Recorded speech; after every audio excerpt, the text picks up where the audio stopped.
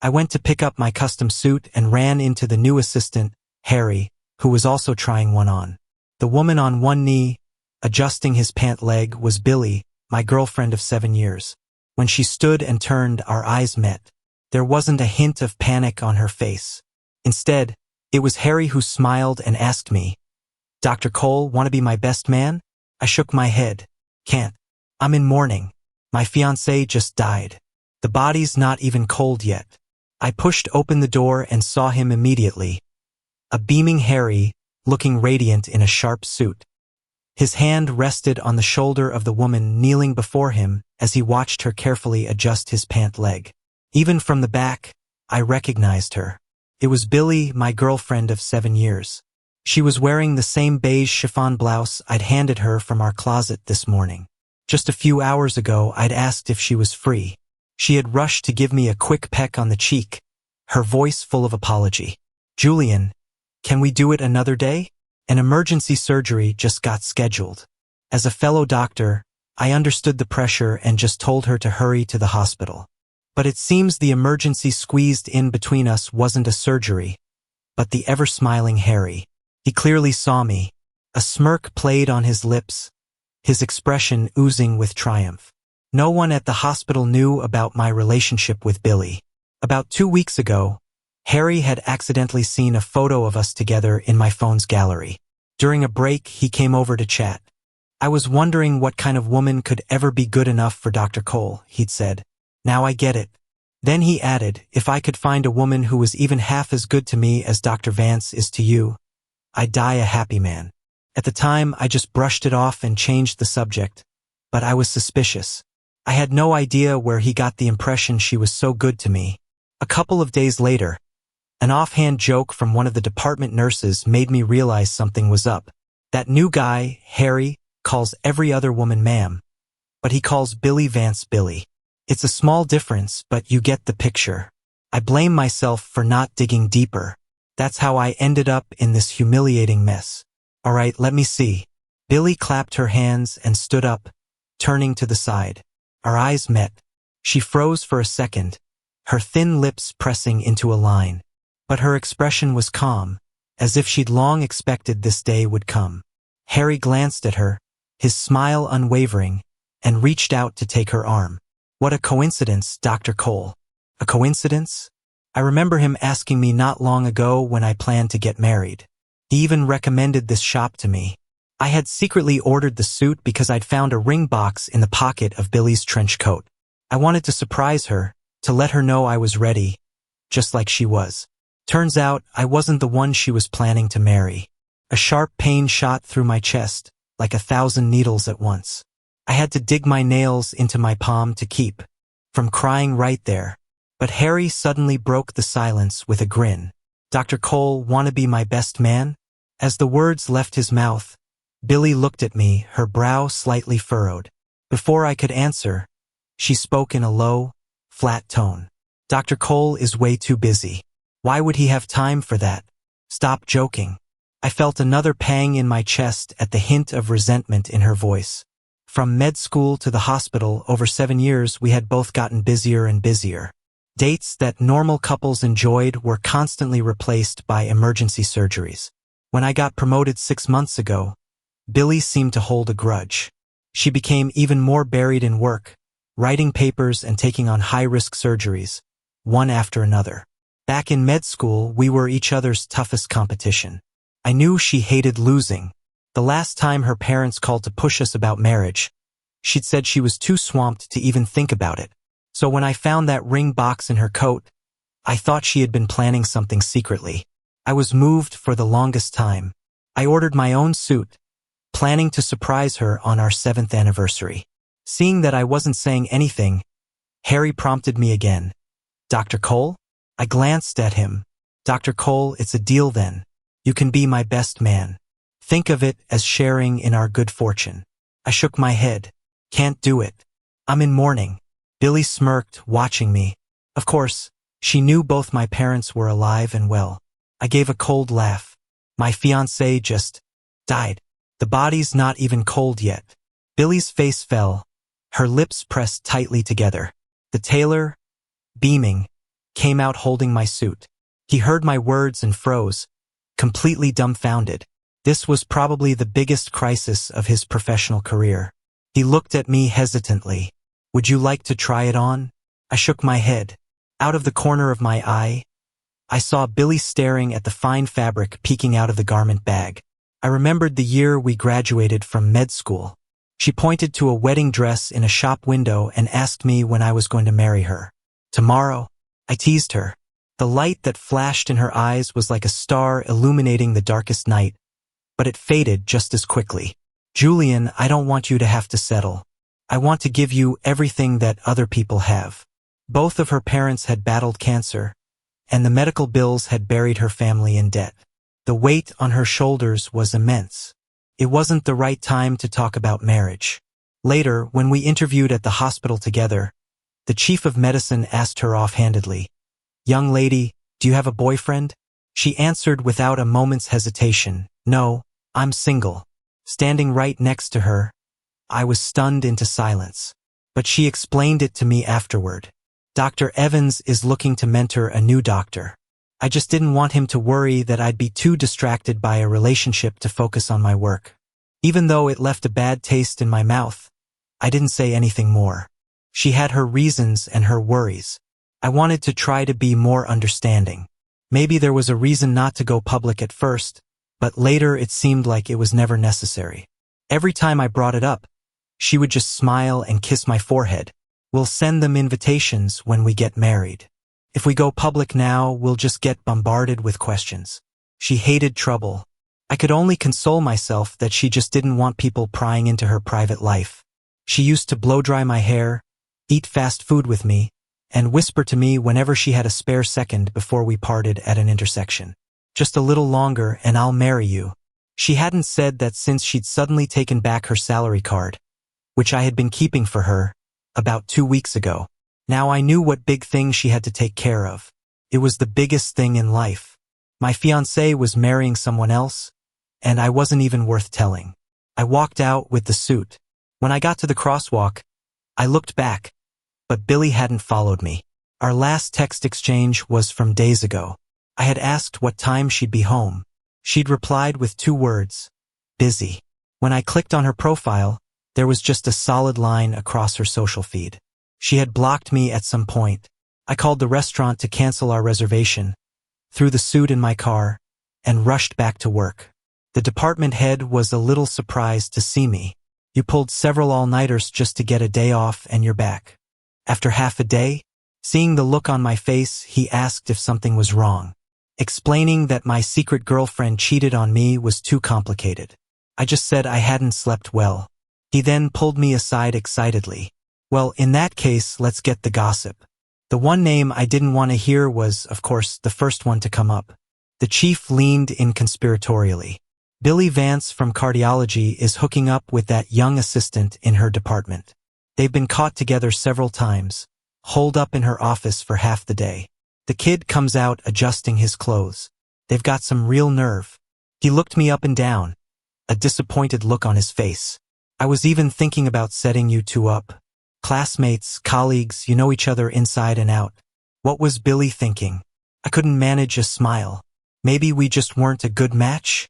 The chief added that Harry had been saying he wanted to marry a female doctor ever since he started at the hospital. Someone in the hospital even made a list, betting on which unlucky person would fall for it.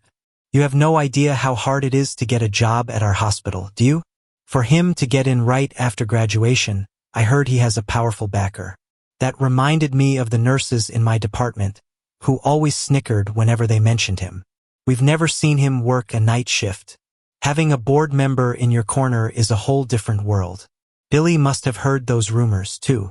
When I got home after work, all her things were gone. A key was left on the table, with a note tucked underneath it.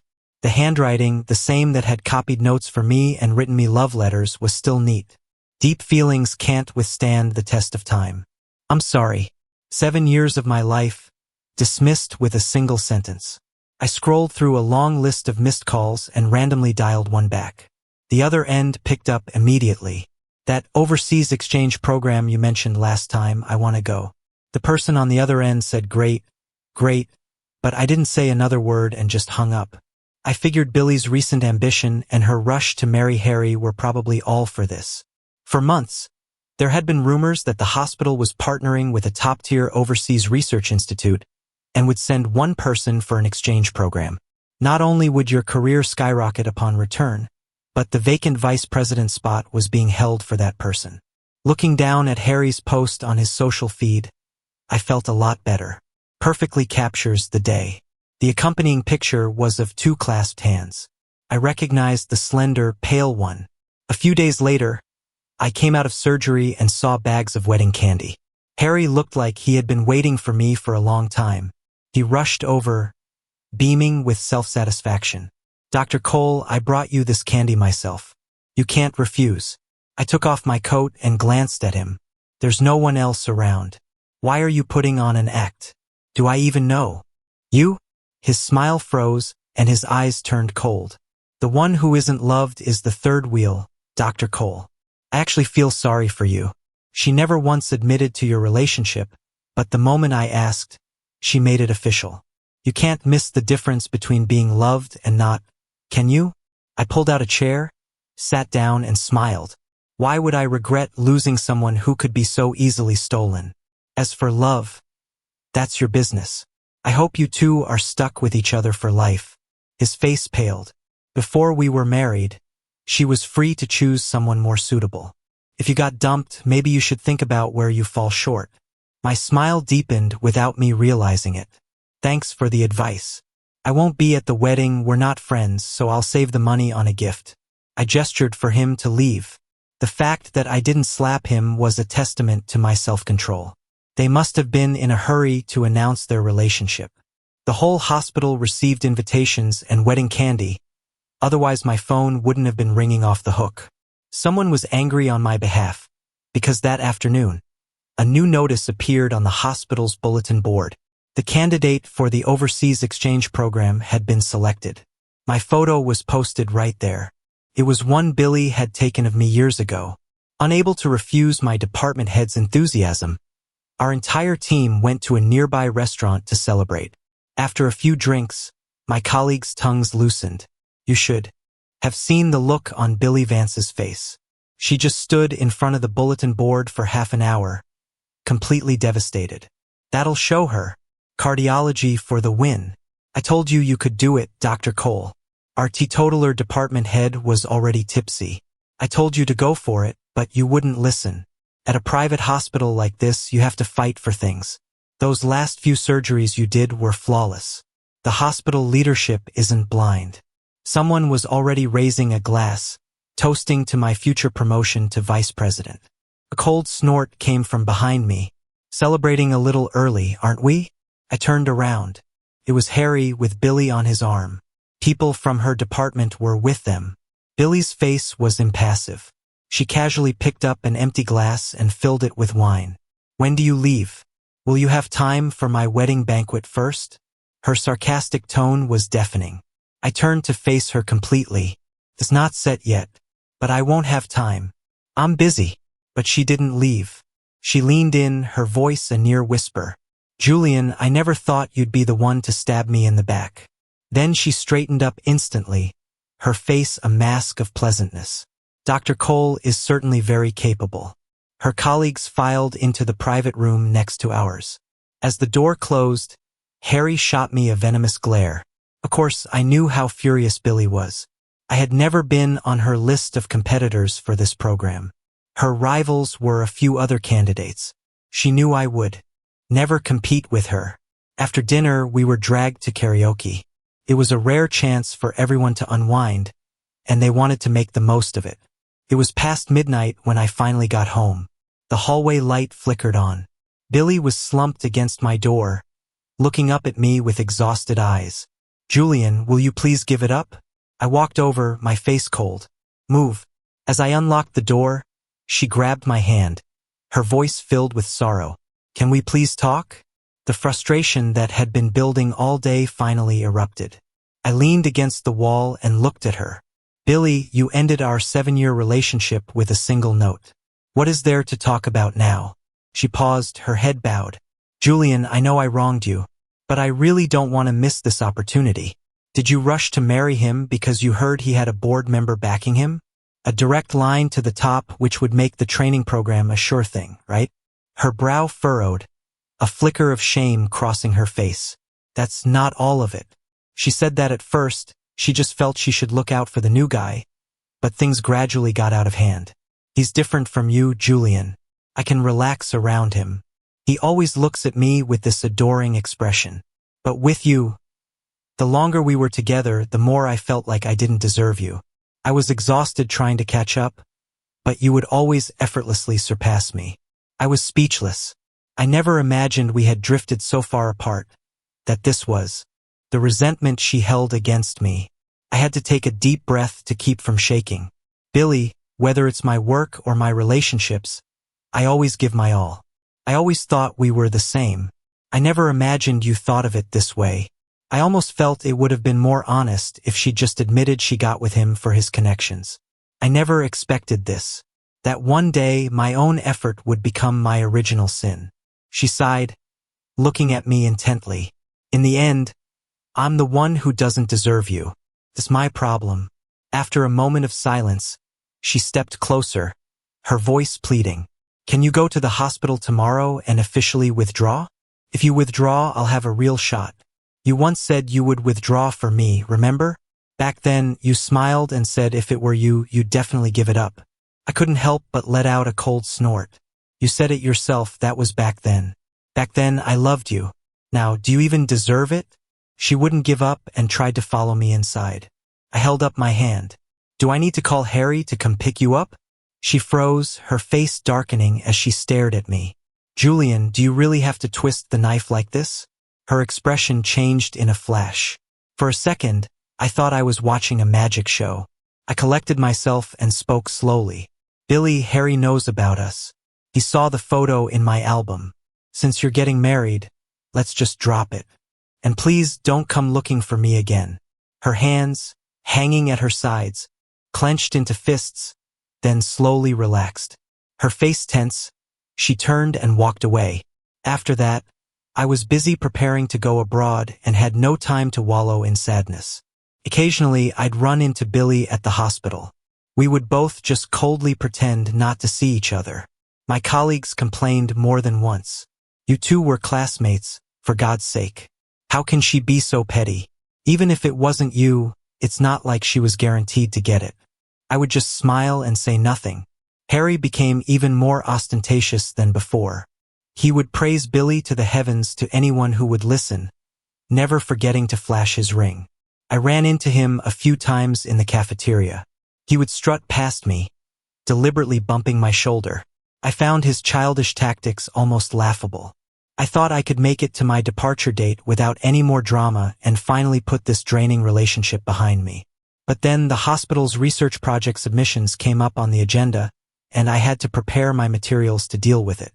A week later, the list of project candidates was announced. Both my name and Billy's were on it. The day the list came out, my department head had a dinner meeting with a pharmaceutical rep, and he dragged me along. When I walked into the private room, I deeply regretted not asking who would be there. The hospital director was there, and so was Billy. The pharma rep was already well on his way, and he immediately raised his glass when he saw me. I hear, Dr. Cole is going abroad soon. This drink is for you. When you come back, you'll be the top cardiac surgeon in the country. Billy's face soured. She gripped her wine glass so tightly her veins bulged.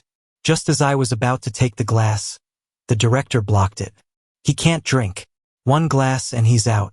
I'll take this one for him. I froze, unable to stop him, and could only sit down quietly. They chatted animatedly during the meal. I just ate, drank my juice, and felt like I was sitting on pins and needles. Halfway through, the pharma rep went to the restroom. The moment the door closed, Billy, who had been silent the whole time, suddenly stood up. She raised a glass to the director, shooting a meaningful glance in my direction. Since we have this opportunity, there's something I'm not sure if I should say. The director looked at her and put down his glass. Hospital business? Billy paused. Not entirely. After all, Dr. Cole and I were classmates for many years. I figured it would be better coming from me than from someone else. Now even my department head, who had been joking around, stopped smiling and looked at her. Billy said, "Dr. Cole's surgical skills are excellent, but his research is a bit lacking. Some of his experimental data was handled sloppily. It's fine for a private review, but if it's submitted as a project proposal, any expert will see the flaws immediately." I stared at her, stunned. The certainty in her eyes made her seem like a complete stranger. The director and my department head both looked at me, their faces full of confusion. Billy never met my gaze.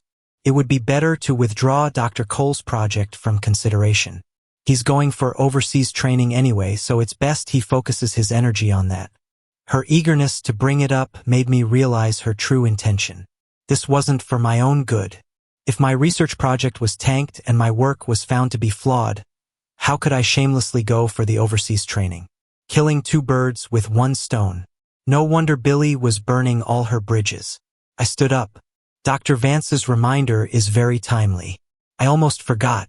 To ensure accuracy, I reran the data experiments a few more times. It's a perfect time to release the latest results. I'd love to hear everyone's feedback. Billy followed me all the way to the parking lot. She grabbed my arm, her face grim, and pinned me against my car door. I was so angry I tried to kick her, but she didn't budge, her eyes simmering with rage. "You were holding out on me?" I had indeed run more tests after the initial submission. It was a habit I developed in med school. Data isn't static. It can change under different conditions. I just never thought it would come in handy like this. I looked at her. "I told you about my experiment's progress. I shared all my data with you, no reservations. You knew there were issues, but you never pointed them out. Billy, which one of us is more despicable?" Dejected, she let go, then suddenly braced her hands on the roof of the car, taking a few deep breaths. "Julian, I know you hate me, and you resent me. I understand all of it. But can you please not mess with my future?" She turned her head to look at me, her eyes full of sorrow. "Do you think it wasn't hard for me to give up so many years of a relationship? But I can't give up this opportunity." I suddenly remembered something she used to say in school. She said she cherished every opportunity because she was afraid there wouldn't be a next time. Losing control, she slammed her fist on the car roof several times, finally breaking down. "What the hell do you want from me?" The sudden kiss caught me completely off guard. Without thinking, I raised my hand and slapped her. "Billy!" Her shoulders slumped. She looked like a stray dog, utterly defeated. "Do you need me to beg you?" "Julian, if I call off the wedding right now and we get back together, will you give it up?" I had never seen Billy so broken. She was a stranger, and it chilled me to the bone. "No," I told her, enunciating each word. I wasn't willing to get back together, and I wasn't willing to give up. She let out a heavy sigh, stood up straight, and stared at me, her eyes red. "Lately, I keep thinking about our time in med school. You'd wait for me no matter how late it was. You'd put your own experiments on hold to help with mine. Everyone said we were a perfect match. Even my parents said you were a good person. They've long seen you as their son-in-law. Me and him, my parents still can't accept it. They're still angry with me, asking me why I had to do this." She gave a bitter smile. "It's not that I don't want to get ahead, but reality is cruel. It doesn't matter how hard I work. I don't even get the same opportunities as you." She brought up when we started at the hospital. She chose a highly sought-after department, thinking she could make a name for herself. But those surgeries you performed were truly impeccable. Even I felt inadequate watching you. I always thought about when I could have my moment in the spotlight to make you see how formidable I could be. But I never got the chance. Hadn't I also thought about the past? She was broke in school, but she never forgot to get me gifts for holidays. Even when her meal card was nearly empty, she would still take me out for late-night snacks. Looking at the person in front of me now, I just felt a wave of sorrow. "Billy, I was never your competitor. In the past, all I wanted was your love. Now, you have nothing left to give me." The project proposal made it through the 3-day public review period without a hitch. A hospital-wide seminar was held afterward, during which the director spoke pointedly. Some of our doctors are too focused on short-term gains. They haven't even sorted out their own affairs, yet they're busy trying to sabotage their colleagues. This hospital is not a battlefield. There's no room for so much scheming. He didn't look at Billy, but out of the corner of my eye, I saw the person sitting in front of me lower her head. My department head nudged me and mouthed some words. She really messed with the wrong person. With the project submission finished, my trip abroad was back on schedule. I applied for a few days of annual leave to get some rest. That day, after much persuasion, I finally agreed to have my dad over for dinner. I was planning to order takeout, but he showed up with armfuls of groceries. Incredibly excited, I had no choice but to clear out the kitchen for him to work his magic. I watched him wash and chop, announcing he was going to make us hot pot. Just as I placed the pot on the dining table, there was a commotion at the door. My dad didn't even look up, busy slicing meat. That's probably the seafood I ordered. Son, go get the door. I steeled myself and went to open it. Standing outside were Billy and her parents. The moment they saw me, her parents broke into wide smiles and walked right in. Julian, we were in the area for a doctor's appointment. No other reason, just thought we'd stop by and see you. I was stuck, not sure whether to block them or let them in, when my dad walked out of the kitchen. Billy froze. The director? It was the most awkward hot pot I've ever had. Billy's parents sat ramrod straight. Ever since they found out the director was my dad, they acted like parents at a teacher conference. They smiled obsequiously at me. How come you never mentioned it? If you'd told us earlier, we would have paid a formal visit. I just smiled, not wanting to explain much. My dad, however, was a man of the world and could handle any conversation. I bear some responsibility for his mother's passing, and my son has always held a bit of a grudge against me. He doesn't usually like to deal with me. It took a lot of convincing just to get him to agree to have dinner together. Years ago, there were complications with my mom's surgery, and she developed a severe infection during her recovery. Meanwhile, my dad was busy with his mistress. Although he became deeply remorseful in his old age and cut ties with all those women, I could never get over it. I had never told anyone about this. Billy clearly misunderstood. She had been cold since she walked in, but now she suddenly spoke up. Julian was probably trying to avoid any appearance of favoritism. Imagine if people found out. I glanced at her. My dad just chuckled and continued. My son gets that from me. He's stubborn and relies on himself for everything. When I saw his application, I was surprised. He was dead set against coming here at the time. Billy's lips tightened into a pout. Her brow furrowed. I had refused, but she had insisted on submitting my application for me. She'd said that doctors are too busy for dates, and if we were in the same hospital, at least we would see each other all the time. She was probably regretting it with every fiber of her being now. Billy's parents said the two kids were classmates and they probably wanted to bring up our relationship but stopped short, changing the subject. And colleagues, we hope you'll look after them in the future. My dad smiled. Isn't Dr. Vance getting married soon? I heard she's marrying a young assistant. I had to admire him. He really knew how to twist the knife. My dad patted my hand, which was resting on the table. My son is going abroad soon, so he probably won't be able to make the wedding. But I could certainly serve as the officiant. Billy's face went pale, but she still managed to smile and raise her glass. Well, thank you in advance, Director. I was just wondering how to ask you. The dinner felt like a trap. When it was finally time to clear the dishes, Billy rolled up her sleeves and said, I'll get it. She expertly gathered the plates and went into the kitchen. Her parents exchanged a look, then sat up straight again to have tea with my dad. I pushed open the kitchen door. Billy was staring blankly at the sink full of dishes. She snapped out of it when she saw me. Why didn't you say anything sooner? I leaned against the counter. There was nothing to say. She bit her lip and looked at me. If you had told me sooner, maybe we wouldn't have ended up like this. I laughed. Billy, are you telling me now that if my father were the director, you wouldn't have cheated on me? Or are you just regretting that you missed out on this opportunity? She was silent for a moment. I know you look down on me now. Spit it out. Why did you suddenly show up? I asked. Don't tell me you wanted your parents to be your lobbyists, to convince me to give up the overseas training program? A flash of embarrassment crossed her face. No, they really were here for a doctor's appointment, and they felt they should come see you because I was the one who wronged you in this. And I wanted to see you too. I laughed. See what? To see if I'd still want you? To see if I'd suddenly have a change of heart? She was silent for a moment, her hands braced on the sink. Julian, do you know what I hate most about you? How aggressive you are. She gave what looked like a bitter smile. But that's exactly what I loved about you back then. You were braver than me. I was speechless. When she loved me, it was bravery. When she didn't, it was aggression. I had asked her once why she liked me.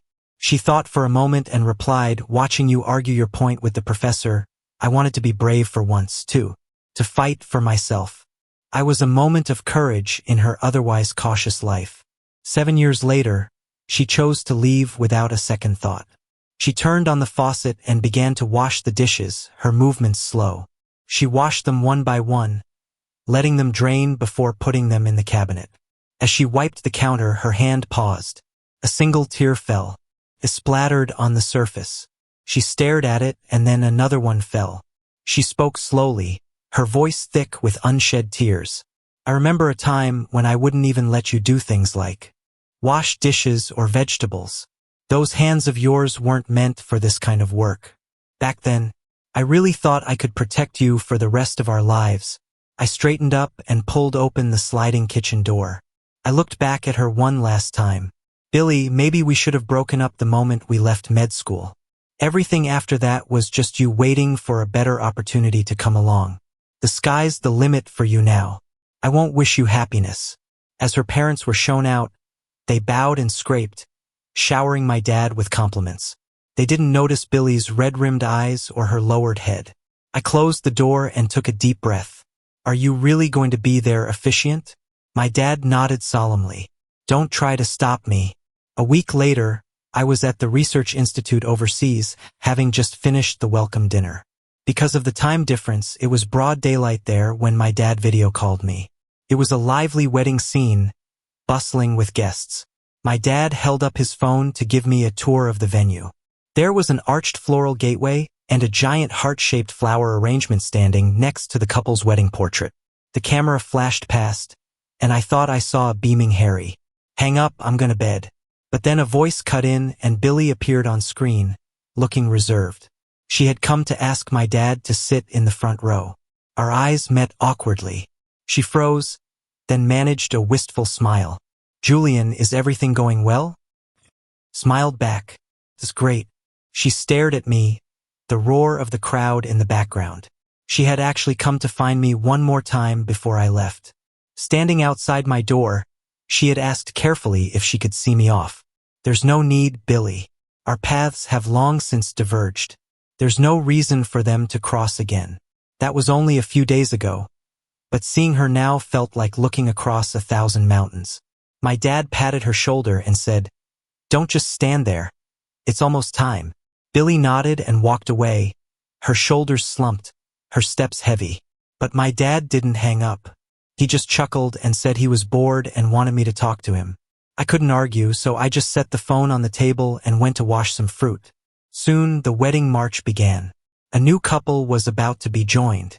I came back with a bowl of fruit and, resigned, watched the ceremony while I ate. My dad went up on stage. The camera could only capture his chin. He gave a few generic, polite remarks, then suddenly changed his tune. You know, this young man Harry, he didn't actually pass his initial assessment when he first came to the hospital. But his benefactor, one of our hospital's silent partners, begged and pleaded to give him a spot. Benefactor and backer. How delightful. The peach I was eating paused midair. My dad chuckled. We couldn't put him in any important roles, of course. We specifically instructed that he was not to handle patients, medication, or needles. His backer is quite fond of him, telling me to just think of it as the hospital sponsoring a decorative member of staff. Suddenly, I really wanted to see Billy's face. There had been rumors at the hospital about a silent partner who wasn't exactly proper, who liked to keep young men around. Everyone treated it as a joke. When they ran into the man at the hospital, they never let on, maintaining a respectful facade. But my dad, on stage, was getting more and more into it. This young man is quite capable, though. He managed to snag our hospital's youngest and most promising female surgeon. Now I can finally rest easy. And with that, I wish the newlyweds a happy marriage and a lifetime of devotion. He might as well have had HR come on stage and tell Harry he was being laid off. My dad walked off the stage, his steps light, his face flushed from holding back laughter. I heard him mutter as he walked, "To think he'd dare to bully my son. The absolute nerve." I suddenly wanted to laugh, but my eyes were getting hot. He adjusted the phone's camera, and I saw the MC on stage already prompting them several times, "Will the bride and groom please come to the stage?" But Billy stood motionless, her fists clenched, her face ashen. Beside her, Harry's eyes were red. He kept shaking her arm, but he couldn't move her an inch. Billy's parents came forward, looking embarrassed, seemingly trying to persuade her. After a long while, she looked up, her lips pressed into a thin line. I knew that look. Whenever she was about to cry, she would tilt her head back to force the tears down. As if burning her last bridge, she grabbed Harry's hand and stormed toward the stage. She moved so fast that Harry stumbled and staggered behind her.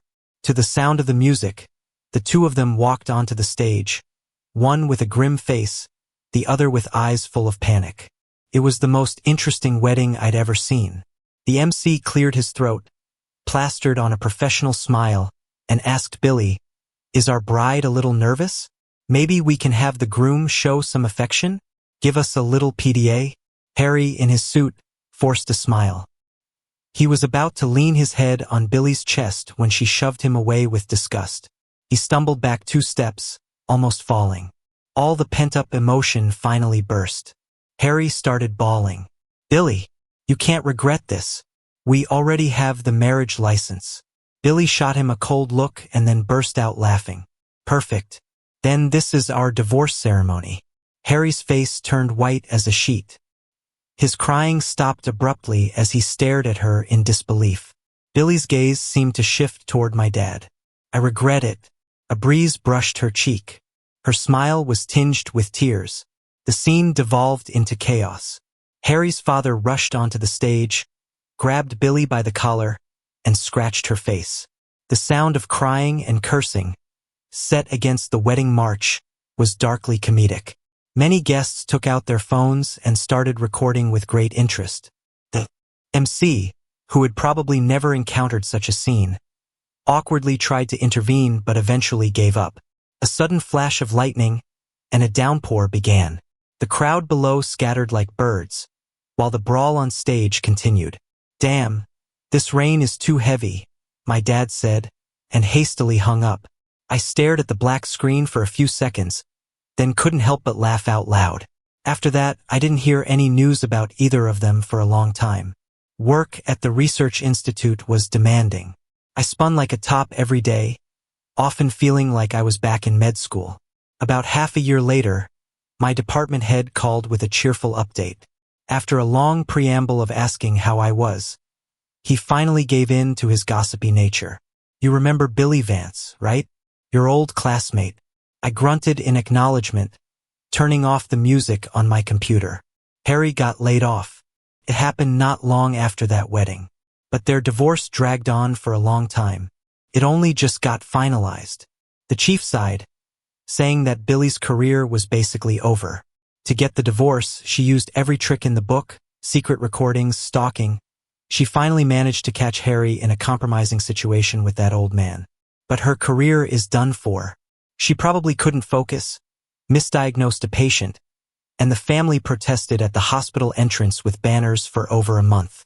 This morning, I saw her packing up her things, looking completely defeated. She has to pay the patient's medical expenses, which is a huge sum.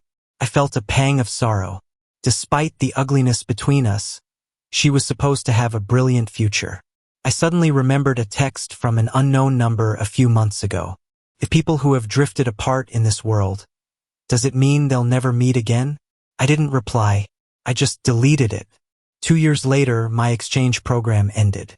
After my plane landed, I went home first. The doorway was piled high with packages of all sizes. I casually tore one open. It was a shattered jigsaw puzzle. I could vaguely make out that it was a photo of me and Billy. A small card was attached, reading, "My love, happy birthday."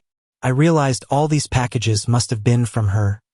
Gifts for every holiday over the years.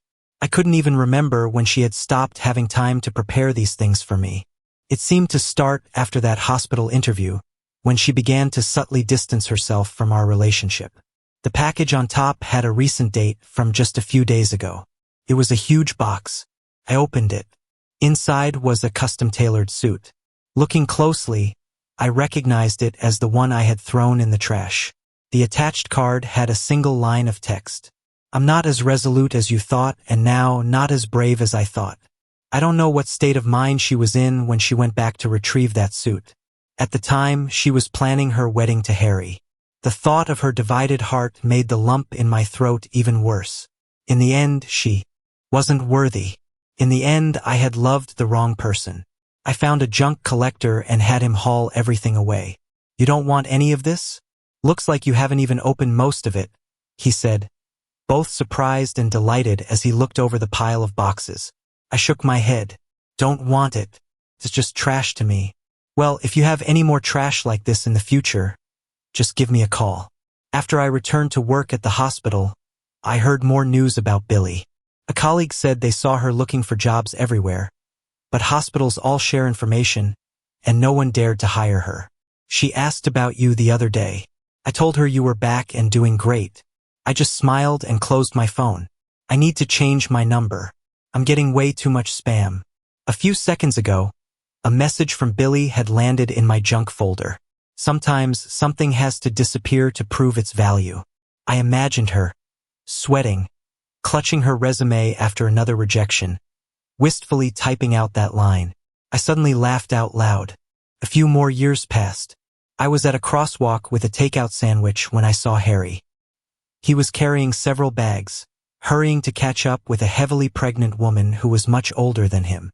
The disheveled woman was picking her teeth as she walked, impatiently turning back to urge him on. As he passed me, he shot me a quick glance, then immediately looked away. A car sped past, grazing him.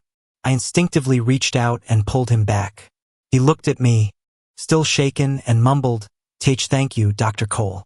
The woman had already started cursing. "Don't you have fucking eyes? Why couldn't it have run you over, you useless piece of shit? And the bastard in your belly too." He lowered his head miserably and hurried after her. I looked at the bags scattered on the ground. Various discounted, near-expiration food containers had spilled out, a perfect metaphor for their lives now. A gentle breeze blew past, carrying the sweet scent of pear blossoms. The clouds in the sky drifted and scattered. You can't turn back time.